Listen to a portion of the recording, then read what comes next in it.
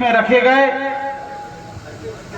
इस विधानसभा में नहीं, इस क्षेत्र में नहीं, बल्कि पूरे मध्य प्रदेश में जिस तरीके का माहौल शिवराज सिंह चौहान की सरकार में बना हुआ है, आप सब लोगों को टेलीविजन के माध्यम से और पत्र पत्रिकाओं के माध्यम से देखने और सुनने को मिल रहा है। हमारे साथी ने जब इस बात को, इस घटना को मेरे को बताया, तो हमारे आशुतोष भाई ने कहा कि एक दलित समाज की बेटी है, उसके साथ अन्याय हुआ है। तो मेरे दिमाग में एक बात आई कि उसके साथ गलत हुआ होगा, लेकिन उसका जो अपमान पुलिस के द्वारा हुआ, भारतीय जनता पार्टी के नेता और भारतीय जनता पार्टी के समर्थक पूरे प्रदेश में, अनुसूचित जाति हो, जनजाति हो, इस वर्ग के लोगों के साथ अन्य अत्याचार तो करते हैं, लेकिन जब एक थाने का प्रभारी एक लड़की को बिठालकर, हमारी माता बहनें बैठी हैं, वो लड़की किसी भी जाति, किसी भी धर्म की हो, इस देश की परंपरा है कि हम माँ बहनों को भगवान के बराबर मानते हैं, और एक थाने का प्रभारी जब एक गरीब समाज की बेटी को बुलाकर थाने में उसका अपमान करता है, तो गांव में उसका अपमान होता है। उस अपमान का बदला लेने के लिए वो थाने जाती है और थानेदार भी उसका अपमान करता है। आप लोग सोचिए किस वेदना से उसको गुजरना पड़ा होगा, और उस वेदना के कारण इस पूरे क्षेत्र में आशुतोष भाई को मैं धन्यवाद दूंगा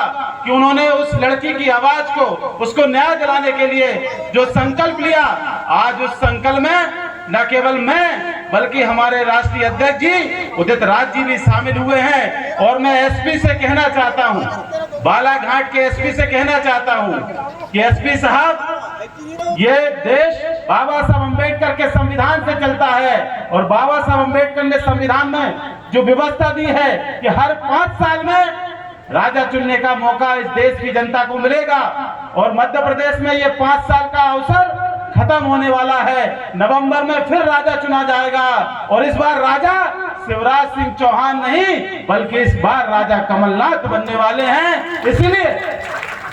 इसलिए मैं एसपी साहब से कहना चाहता हूं कि आप संविधान से बंधे हुए हैं। जब आपके कंधे पर भारत का अशोक स्तंभ डला था, आपने संविधान की कसम ली थी कि मैं संविधान के हिसाब से अपने पद के साथ न्याय करूंगा, जनता के साथ न्याय करूंगा। लेकिन आप जनता के साथ नहीं हैं, आप संविधान का पालन नहीं कर रहे, बल्कि आप अपने थाना प्रभारी को बचाने का काम कर रहे हैं। आप थाना प्रभारी को बचा लीजिए, लेकिन 5 महीने बाद ना तो आपका थाना प्रभारी बचेगा और ना आप बचोगे जब कांग्रेस की इस मध्य प्रदेश में सरकार आएगी।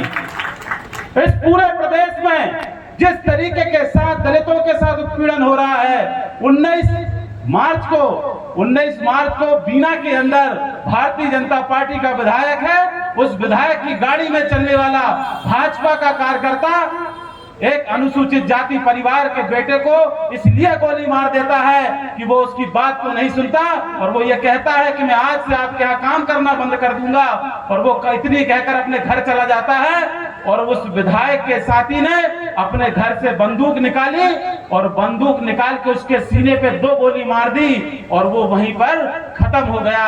और वो खत्म हो जाता है। बीना की पुलिस भी सुबह 7 बजे की घटना है और 4 बजे तक FIR नहीं करती, और जब मुझे पता चलता है तो मैं भोपाल से बीना 4-3.5 घंटे अपनी कार से सफर करके जाता हूं, और हजारों का हुजूम था। पूरा बीना हाईवे जाम करके रखा था समाज के लोगों ने। मैंने एसपी से कहा कि एसपी साहब, अगर आपने FIR नहीं की पूरे परिवार के लोगों के खिलाफ, तो ये तो अभी इन लोगों ने रोड जाम किया है। हम पूरे प्रदेश में भारतीय जनता पार्टी और शिवराज सिंह चौहान के खिलाफ इतना बड़ा हंगामा करेंगे कि शिवराज सिंह चौहान को छठी का दूध याद दिला देंगे। इतनी ताकत इस प्रदेश में अनुसूचित जाति के लोगों। इस प्रदेश में दलितों की जो जमीन है, देपालपुर में दलित समाज के लोगों को उसके खेत में हमारे समाज के व्यक्ति को जो ककड़ी है, जो गाजर है, मूली है, उसकी तरह रोन दिया जाता है। उसके खेत में उसको पत्थर मारे जाते हैं, उसको लाठियां मारी जाती है और उसकी हत्या कर दी जाती है। पुलिस वहां भी अन्याय करती है, बिल्डोजर चलाने का काम नहीं करती। शिवराज सिंह चौहान का जो बिल्डोजर है वो आंख वाला बिल्डोजर है, वो भारतीय जनता पार्टी के लोगों के ऊपर नहीं चलता। वो बेचारे जो गरीब होते हैं उन लोगों के ऊपर इनका बिल्डोजर चलता है। और सागर जिले के अंदर शिवराज सिंह चौहान जी ने और उनकी सरकार ने, उनके मंत्रियों ने तो हद कर दी। एक एक कांग्रेस के कार्यकर्ताओं को दबाने का काम हुआ है।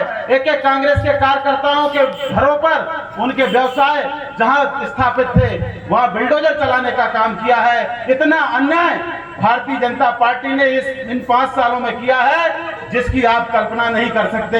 साथियों, हमारे नेता आदरणीय कमलनाथ जी ने कहा है कि नवंबर में सरकार बदलने वाली है। पूरा मध्य प्रदेश कह रहा है कि 2023 में कांग्रेस की पार्टी की सरकार बनेगी, कमलनाथ जी मुख्यमंत्री बनेंगे।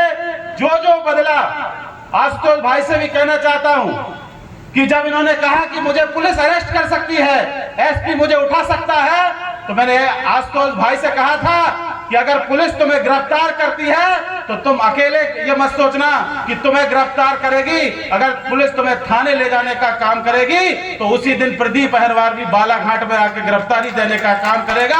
न्याय की लड़ाई में हम सब लोग एक हैं। और हमारे नेता आदरणीय कमलनाथ जी ने कहा है कि जहां भी अन्य अत्याचार हो, किसी भी जाति के व्यक्ति के ऊपर अन्य अत्याचार हो, हम लोग वहां पर जाते हैं और न्याय दिलाने की बात करते हैं।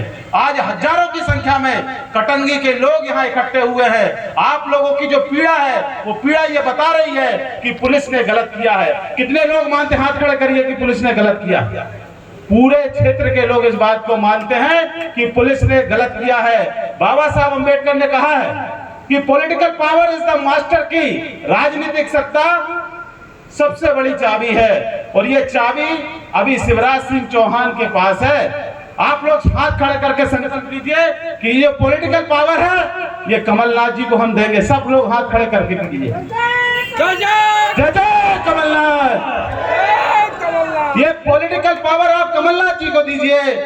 ये जो टीआई है, ये जो एसपी है, आप सरकार बनाइए। मैं दावे के साथ कहता हूं, जो आज आपका एसपी है वो आशुतोष बिसेन भाई के साथ सुबह आप जहां बोलोगे वहां चाय पीने आएगा। इतनी ताकत पॉलिटिकल होती है।